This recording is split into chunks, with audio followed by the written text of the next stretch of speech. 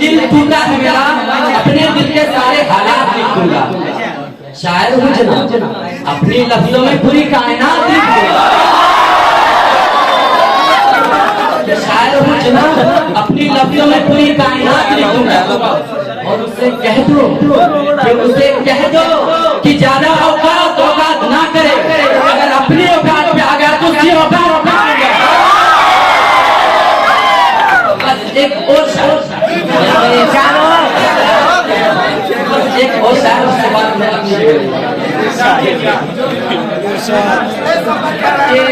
जिस भी शादी में जाता कि मैं जिस भी शादी में जाता